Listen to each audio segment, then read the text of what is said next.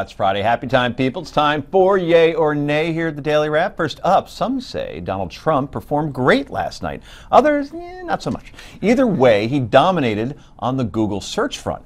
As this Google Trends map shows, Mr. Trump is the most searched GOP candidate across the country. Wow, look at that. That's dominating, all right. Okay, and by the way, Carly Fiorina took 48 of 50 states following the GOP debate. The only one she lost for Alaska to Rick Perry. Why, I don't know. And then Bobby Jindal lost Louisiana, where he's been a two-term governor. Like, people were looking at him. But not a very popular one. Yeah, apparently not. Point is that Trump and Fiorina won at least the social media search part, which I found interesting with Trump because he's already a name brand. Right. Which is the majority of our voting block these days, too, with my generation coming up. That's true. What do you know? You just turned 31? Two. Good for you. And Heather's on my way to Rick. That's right. Excellent. Dude, I've lapped you. So, anybody surprised by this? We'll just go through this quickly. No.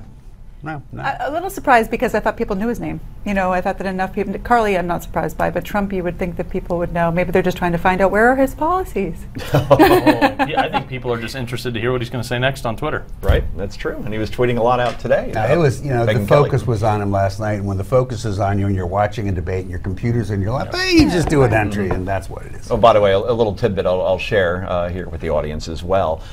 Donald Trump is so angry at Megyn Kelly for the questions that she asked.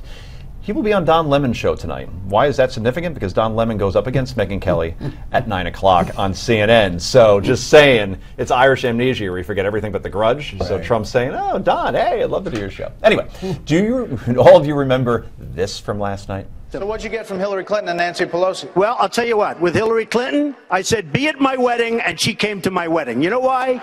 She had no choice because I gave. Well, apparently Mrs. Clinton didn't think the invitation was purely business. As her communications director, Jennifer Palmieri, said, who watched the debate at the Clinton campaign headquarters, glad somebody did, with a slew of reporters last night, dismissed the idea as ridiculous, adding, quote, that hurts her feelings. She thought he wanted her to be there. Why did he invite her? Does this prove Hillary Clinton is human after all? Yay or nay, Hanson? No, how does she know that's what Hillary's feelings were hurt? Hillary was off with the Kardashians. She was the one watching the debate. Hillary only has one cell phone, and she used it to call her. My feelings are hurt. Yeah. That's what you should let people know. I have my feelings about today. And that's not classified. Right. Don't ever refer to Hillary as a human ever again. Oh, she's stop not. it. She's evil.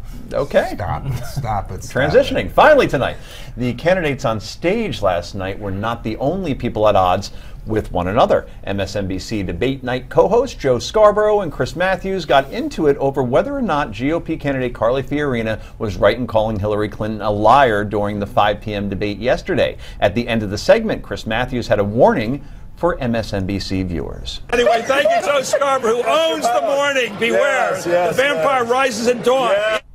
The vampire rises at dawn. Wow. Tension at MSNBC. You're on that network from time Did to you time. happen to notice they were laughing hysterically? Yeah, I mean, come on. Yeah. There was a time where Keith Olbermann told Joe Scarborough to go get a shovel, and it was said maliciously. Oh, yeah. And they never appeared together again. I think that's right. But you know what? We got lots of news. We don't have to make it up by pretending they're warring when they were laughing. Yeah. But it was awkward. Did you watch the whole thing? I mean, listen, they were laughing, but I was like, move on. Stop fighting with one another and let's talk about something. Do you think it was fair, or do you think it was right for Carly Fiorina to call Hillary Clinton a liar? I think it's fine. I don't see why we have to avoid that word in political discourse, but either she lied or she didn't. I hate it when people say, well, it was an invalid truth, or she misled. Is lie fair game, Heather? Absolutely.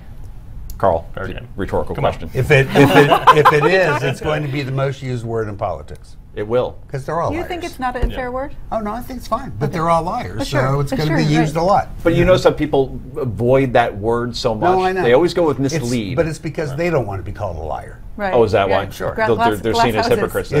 It's kind of one of those understandings. Yeah. Okay, very good. Well, overall, this is why we get into the business, right? That was great political theory, and we get to talk about it afterwards. And we'll still be talking about it. As long as you guys realize that I'm right, we can just move on from there. So. Okay. Bad news for you. Well, that's all for tonight. I'm Joe Concha on behalf of Rick Unger and the rest of our panel.